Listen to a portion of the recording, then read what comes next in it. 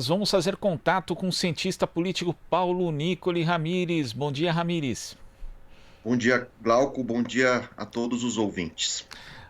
Hoje a gente teve aqui, já começou a repercutir esse episódio que é realmente um ponto muito importante aí nos últimos dias, que a gente tem notícias muito negativas para o governo de Jair Bolsonaro dentro do âmbito do sistema de justiça, e agora a prisão do ex-assessor do então deputado estadual, hoje senador Flávio Bolsonaro, Fabrício Queiroz. Como que você vê esse episódio, Nicoli? Bom, primeiro que a Polícia Federal ela está dividida em dois blocos hoje, né? A gente não pode esquecer que o Alexandre de Moraes, assim que Sérgio Moro ou se demitiu, né? O Moro estava prestes a ser demitido e antecipou a sua demissão por conta do fato do Bolsonaro tentar intervir sobre a Polícia Federal, escolhendo quais supervisores, né, superintendentes, perdão, estariam em cada estado. E aí o que aconteceu, né? O Alexandre de Moraes, assim que Sérgio Moro saiu do ministério, ele exige juridicamente, né, através do próprio STF, que os delegados responsáveis pelas investigações que envolvem o presidente, entre elas a questão das rachadinhas, né, que levou agora o Queiroz à prisão, e também das fake news, os delegados fossem mantidos. Delegados esses que, de alguma maneira, têm uma autonomia em relação a pressões externas. Agora, por outro lado, a gente não pode esquecer que outras investigações, assim que Sérgio Moro se retirou do Ministério da Justiça, outras investigações vieram à tona, realizadas pela outra parte da Polícia Federal, que está intimamente ligada com os interesses de Bolsonaro. Então, é por isso. Aqui está escrito Rodrigues, embaixo é Ramírez, o meu sobrenome, né? Mas enfim. Mas o Bolsonaro, ele de alguma maneira tenta dividir a opinião pública com operações que visam investigar, prender seus adversários políticos. E, por outro lado, um de seus adversários hoje é o Alexandre de Moraes. A gente tem acompanhado nas 3 últimas semanas permanentes combates e verbais, uma guerra de narrativas entre o Alexandre de Moraes e o Bolsonaro. Ontem mesmo Bolsonaro afirmou mais uma vez que esse período, né, de que a divisão dos poderes gerando instabilidade política, esse período ia acabar. E o Alexandre de Moraes ontem mesmo afirmando que é necessário manter o direito à liberdade de expressão, mas não a liberdade de ameaçar qualquer indivíduo sob qualquer pretexto. Então, o que a gente tem visto no último mês é uma guerra midiática, uma guerra de narrativas, exatamente fazendo com que a polícia realize operações. Bolsonaro, por exemplo, contra o Witzel, contra governadores, Brasil afora, e, por sua vez, o Alexandre de Moraes, ao decretar que as investigações contra a família Bolsonaro deveriam manter os seus delegados, isso também cria, como eu disse, uma batalha, né, de operações policiais, de narrativas, e é óbvio que isso acaba de atingir o calcanhar de Aquiles de Bolsonaro. Afinal de contas, Queiroz é uma figura muito próxima da família, foi um funcionário da Alerj, né, no Rio de Janeiro, né, na Assembleia Estadual, e ele preso, ele pode abrir a boca e talvez, eventualmente, com uma delação premiada e negociando a redução da sua pena na prisão, isso pode abrir literalmente as portas do inferno para o Bolsonaro. Então, estamos aguardando as cenas do próximo capítulo. E não deixa de ser irônico que a prisão, se eu não me engano, ocorreu em Atibaia, né? Eu recebi uma ligação de manhã de você. Foi em Atibaia. Em Atibaia, né? É uma cidade que tem uma aura para a Polícia Federal, né? Curiosamente. Então, esse é o cenário que está exposto agora, né? A questão toda que envolve o Queiroz é que, de fato, ele possivelmente recebia dinheiro aliás, recebia não, ele contribuía com a rachadinha do Flávio, né? Para quem não sabe o que é isso, isso faz com que um deputado selecione funcionários para o seu gabinete dentro da Assembleia e parte desse salário é redirecionado ao próprio deputado, como se fosse uma espécie de pedágio, uma caixinha, e isso é absolutamente legal. Só que o Queiroz, uma vez preso, ele pode começar a abrir a boca, inclusive dando algum direcionamento mais exato para o caso Marielle, né? A gente não pode esquecer disso, né? Pessoas que estão presas hoje no Rio de Janeiro, envolvidas com o caso Marielle, têm algum tipo de relação próxima, um pouco mais distante, com Queiroz. É uma teia, né, de relações que acabam, querendo ou não, envolvendo a família Bolsonaro. Então, acho que esse é um outro detalhe que pode vir a surgir com a prisão do Queiroz. E as implicações são muitas, né, Nicole? Porque, inclusive, foi publicada há pouco aqui uma matéria no Portal UOL, o Eduardo Quirino encaminhou aqui para a gente, dizendo aqui que o senador Flávio Bolsonaro, no ano passado, né, a gente lembra aqui que esse imóvel de Atibaia é do advogado de Flávio Bolsonaro, né, Frederico Wassef, e ele dizia que não sabia do paradeiro do Queiroz, que não falava com ele há muito tempo. Vou até ler textualmente aqui a declaração dele, Nicole. Não o vejo há muito tempo, não falo com ele há muitos anos. Qualquer contato meu com ele pode ser entendido pela justiça como uma tentativa de obstruir alguma coisa. Então tenho de tomar cuidado triplicado para evitar que algum mal entendido aconteça. Então a gente está vendo aí que se houve esse cuidado, parece que ele não foi tão bem feito assim, e o Queiroz acabou sendo preso justamente na casa do advogado, que não é só um advogado, a gente lembra aqui, é uma pessoa que tem aí muita influência, frequentadora ali do Palácio da Alvorada, do Palácio do Planalto, é alguém próximo do presidente Jair Bolsonaro e da própria família. No mínimo, a família Bolsonaro estava cobertando, né, o desaparecimento do Queiroz. Então, ele é uma figura-chave que, uma vez presa, pode abrir a boca e levar uma hecatombe, né, no cenário político. Precisamos aguardar.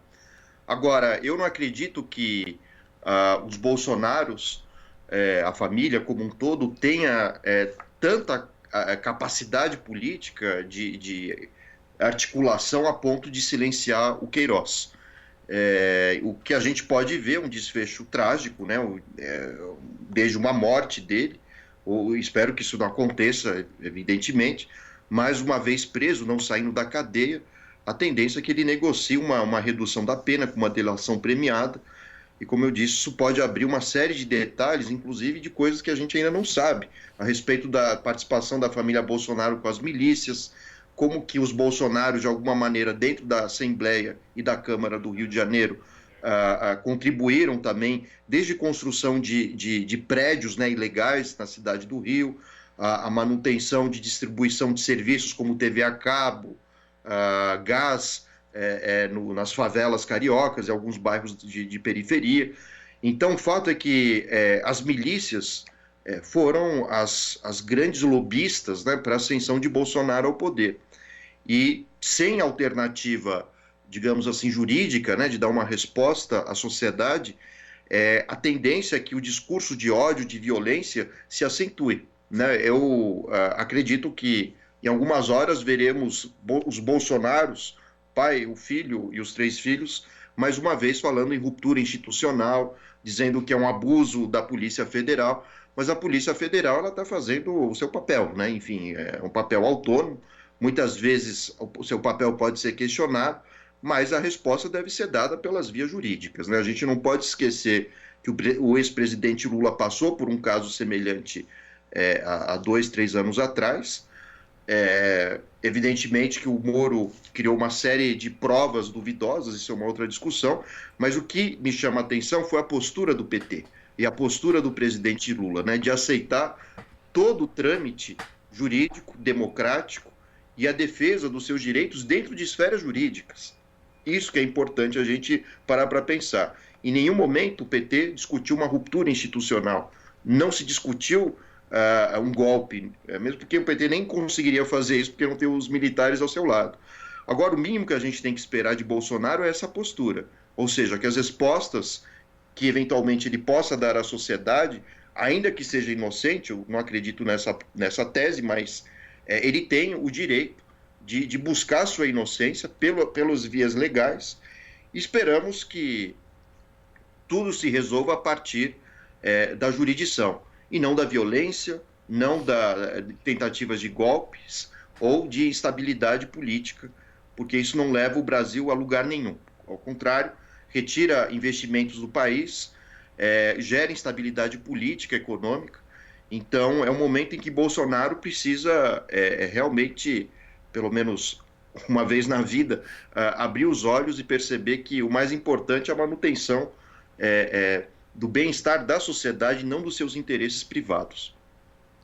Nicole, a gente aproveita aqui para atualizar algumas informações. Segundo o jornal Globo, o juiz Flávio Itabaiana Nicolau, da 27ª Vara Criminal do Tribunal de Justiça do Rio de Janeiro, também expediu mandado de prisão para a esposa de Fabrício Queiroz, Márcia Oliveira de Aguiar. O casal e o senador Flávio Bolsonaro, lembrando, são investigados pelo esquema da rachadinha na Assembleia Legislativa do Rio de Janeiro. Agora, Nicole, voltando a esse ponto que você fala de que a gente espera um mínimo de Jair Bolsonaro, que seria o respeito às instituições. Mas, infelizmente, nós vemos aí que esse não tem sido o comportamento do presidente da República. Muitas vezes ele atenta contra as instituições e, quando não atenta diretamente, fomenta que outras pessoas atentem. Um dos últimos, na live dele da última quinta-feira, né? Hoje devemos ter outra, inclusive, que deve ser bastante agitada, mas na última ele chegou a estimular que pessoas invadissem hospitais para filmar. E a gente viu, inclusive, parlamentares fazendo isso em alguns lugares, na Bahia, aqui em São Paulo já tínhamos passado por isso no Hospital de Campanha do Pacaembu, espetáculos deprimentes que violam a privacidade das pessoas, que estão num momento bastante difícil. Mas voltando para isso, existe essa guerra de narrativas, né, Nicole?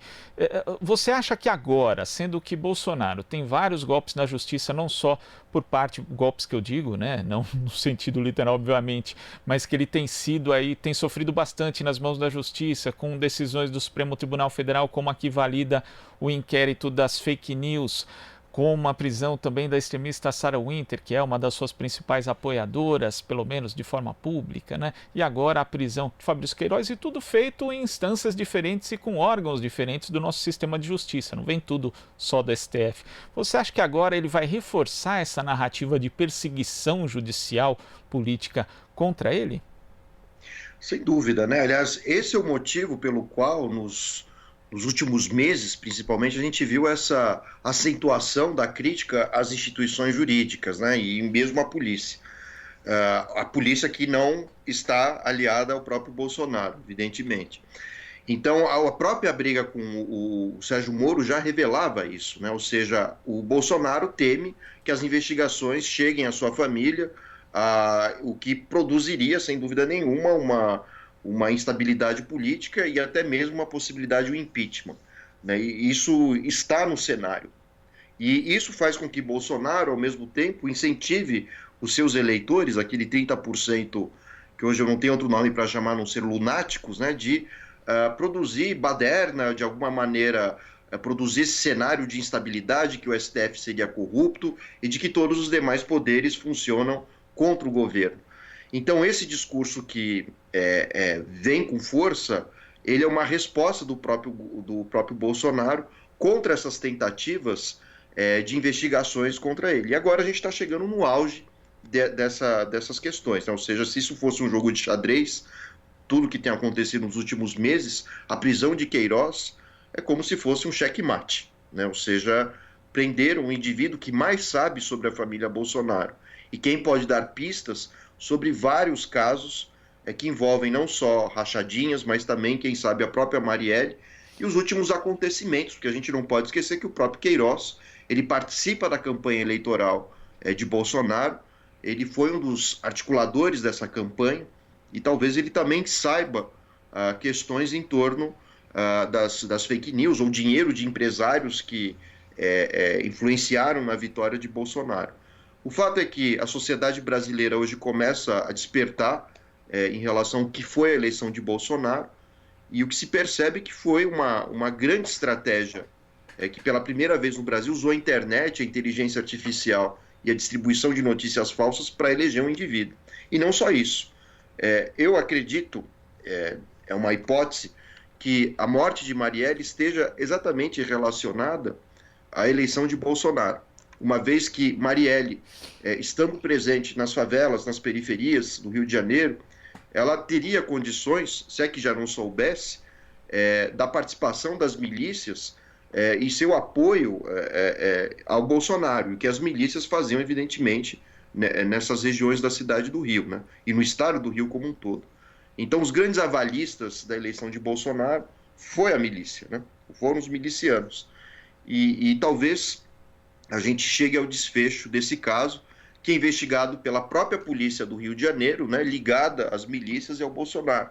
Daí a dificuldade da gente entender o que aconteceu com Marielle.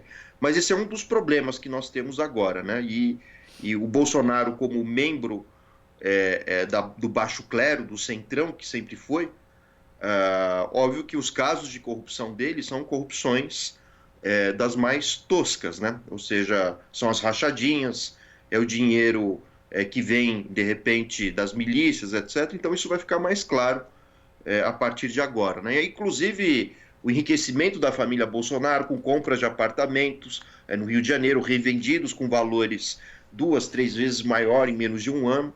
Então tudo isso pode revelar esquemas de lavagem de dinheiro também. E além do envolvimento das milícias, a gente tem também, né, Nicole, as pessoas, as entidades, inclusive, que financiaram de forma ilegal aí justamente não só a eleição de Jair Bolsonaro, pelo que a gente vê aí, não só dos indícios de agora do inquérito das fake news, mas também de denúncias feitas anteriormente, inclusive no período eleitoral, relativas aí a disparos em massa, que custam muito dinheiro, e é preciso chegar a essas pessoas também, a quem financiou a campanha dele, quem financia inclusive os ataques às instituições, porque não é só Bolsonaro, é sua família, né? Tem mais gente envolvida. Sim, e esse é outro lado dessa disputa, né, do Bolsonaro com a Suprema Corte, o STF. Quanto mais o Bolsonaro, de alguma maneira, ataca essa instituição, que, embora ela não tenha um papel político, mas sim de defesa e salvaguarda da Constituição dos direitos individuais, a própria Corte, se sentindo ameaçada, intensifica essas investigações. Então é interessante a gente parar para pensar nisso, né? Porque quem tem o direito de investigar senadores, deputados, quem possui fórum privilegiado, inclusive o presidente, é o STF. Né? Inclusive era uma discussão que nós tivemos ontem. Será que quem faz o julgamento pode ao mesmo tempo fazer a investigação, no caso o STF? E o próprio STF decidiu que sim, isso é possível. E então a gente tem uma briga de fato institucional, mas como o próprio Mourão nos disse essa semana, as instituições estão funcionando, né? Ou seja, enquanto esses poderes puderem dialogar e debater e se criticarem, isso é saudável à democracia.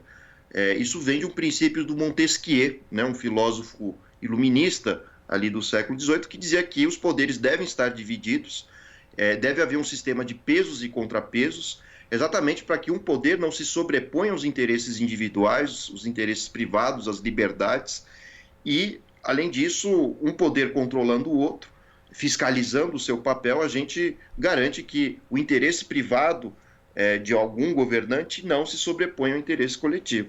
Então, o que está acontecendo aqui no Brasil é uma regra básica, né, dos três poderes, assim como a gente viu também com o caso do Lula, e vimos no que deu, né, ou seja, o caso do site Intercept, né, no passado revelando os vazamentos, né, da Vaza Jato, como acabou sendo chamado, e agora o Bolsonaro precisa, de alguma maneira, tentar se livrar dessas acusações, tentando resgatar outras provas que o inocentem, mas eu duvido que isso seja possível.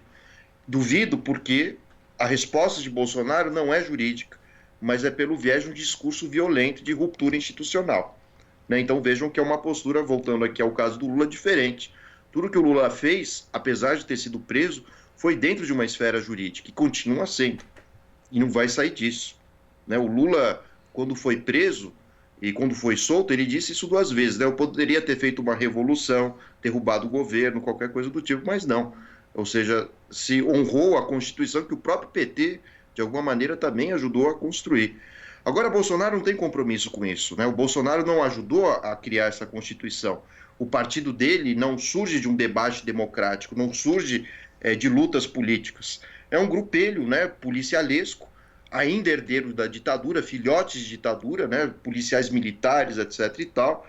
Uma polícia absolutamente defasada do ponto de vista de estratégias, de intelectualidade. Os nossos militares também, né? Outro dia eu li uma frase de um escritor alemão que eu gosto muito, chamado Karl Kraus, que ele dizia, olha, que as crianças brinquem de militares é razoável, afinal são crianças. Mas o fato dos militares brincarem de crianças, isso é inaceitável, né?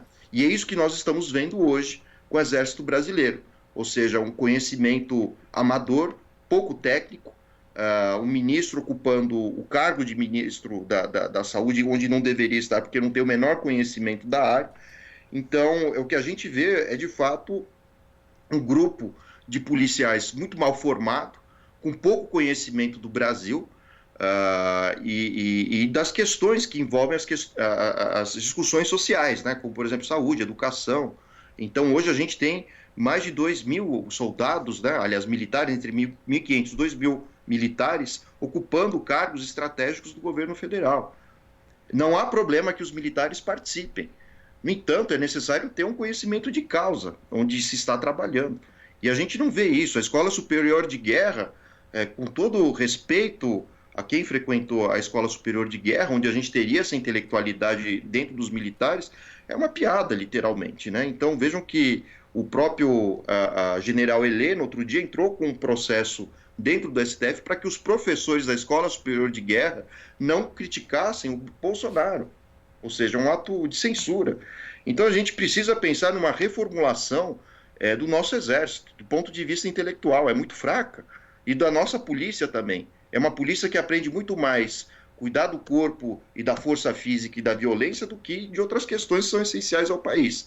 Eu acho que esse ponto a gente precisa discutir. E se alguém tem que intervir em algum lugar, eu diria que quem tem que intervir são as universidades públicas dentro do Exército, para qualificar melhor os nossos policiais, nossos militares, seja lá quem for, inclusive nas polícias. A polícia hoje vive numa ilha, distante da realidade da sociedade. E não só a brasileira, né? Países em que, sobretudo, a gente tem participação ou tivemos escravidão, a polícia funciona como escudo racial, né? E assim tem funcionado no Brasil. A grande imprensa tem dito que no final das contas, há uma onda, né, de violência policial. Não é uma onda. Isso sempre ocorreu. Existe um oceano de violência policial. E o Bolsonaro é fruto disso. É fruto dessa formação violenta, pouco intelectualizada, e o resultado que nós temos são essas bobagens todas que o nosso presidente tem feito. É necessário que qualquer partido dialogue contra as áreas do conhecimento. É importante uma visão científica, historiográfica dentro dos partidos. PSDB, por mais que a gente questione, eles têm os seus intelectuais. O PT também. O PMDB, inclusive, né, um ou outro ali tem. Mas dentro do governo Bolsonaro e dos seus antigos partidos, a gente não enxerga nada disso, né? Ou seja, são literalmente pessoas ignorantes ocupando cargos estratégicos, estão onde não deveriam estar. E por isso esse discurso aflorado de violência que nós temos hoje, porque é a formação desse grupelho, né? Basicamente isso. E a gente destaca também, né, Nicole, que Forças Armadas eram um poder moderador lá na Constituição de 1824, não na Constituição de hoje, como querem alguns juristas bolsonaristas. E, na verdade, quem exercia o poder moderador era o Dom Pedro II. Ele acumulava dois poderes, né? O Dom Pedro I e o II. O Dom Pedro I ficou pouco tempo no poder, né? Então, o poder moderador ele existia exatamente para destituir o Senado, o Congresso, até mesmo a Corte Jurídica, o Conselho que formava o governo, equivalente aos ministérios. E o Dom Pedro II, principalmente, foi hábil, né? Porque ele tinha dois grupos, conservadores e liberais, que na essência eram a mesma coisa, eram escravocratas, latifundiários, etc., né? Acho que Aristides Lobo dizia isso, né? Nada mais conservador que um liberal e nada mais liberal que um conservador durante o século XIX. Mas o resultado disso é que o Dom Pedro ele tinha esse poder de destituir o gabinete e até mesmo o poder dos governos das províncias, mas o Exército nunca ocupou esse papel, né? O Exército brasileiro só começa a ganhar algum destaque na Guerra do Paraguai, né? Diga-se de passagem. Quando houve o massacre dos paraguaios, né? Não há nada do nosso Exército que a gente tenha que louvar, tanto que o Bolsonaro fala do Exército. Foi esse Exército que dizimou também a população de Canudos, a gente não pode esquecer disso, né, no início do século passado. Talvez a única boa coisa que o nosso Exército tenha feito para a história do nosso país tenha sido participar da Segunda Guerra Mundial, né, eliminando os fascistas e nazistas. Mas fora isso, as operações militares no Brasil são desastrosas, né? Floriano Peixoto destruindo o que era Florianópolis, antes de ser Florianópolis, etc. e tal. Então a gente tem que parar para pensar nisso. O que é a história do nosso exército, né? Lógico que a gente tem um outro que ajudou no processo de interiorização do Brasil, respeitando as delimitações indígenas, etc. e tal, mas o exército brasileiro não tem uma história boa, fora a corrente que eles defendem, que é o positivismo, que é algo totalmente ultrapassado, uma visão evolucionista, cientificista, em que outros povos que não detenham conhecimento científico são tidos como inferiores, enfim. Então, por isso que eu estou dizendo aqui, é necessário reformular a estrutura dos militares. Não estou dizendo que eles não devam existir, porque eles precisam cuidar do país como um todo, né, da proteção do país, mas intervir em política é perigosíssimo, né, dentro das questões internas. A gente viu semana passada um militar americano que andou ao lado de Trump pedindo desculpas publicamente por ter andado com Trump em meio a todas as questões envolvendo George Floyd ali em frente à Casa Branca. Então o que a gente tem que esperar do Exército é que eles defendam a Constituição e não o presidente, que defendam a proteção do país e não ajam de acordo com interesses de um grupo ou outro. Então o nosso Exército realmente faz um grande desfeito, grandes atrocidades do ponto de vista institucional. O general Heleno lançando notas exatamente dizendo que pode haver uma ruptura institucional drástica. Esse tipo de coisa não pode acontecer. Não é o papel dos militares. Assim como também não é o papel do STF intervir sobre questões políticas, né? Tá certo, Nicoli. Queria agradecer a sua participação aqui no Jornal Brasil Atual e até a próxima. Até a próxima. Agradeço a oportunidade. Até mais. A gente que agradece. Conversamos aqui com o cientista político Paulo Nicoli Ramires. Você está ouvindo Jornal Brasil Atual. As notícias que os outros não dão.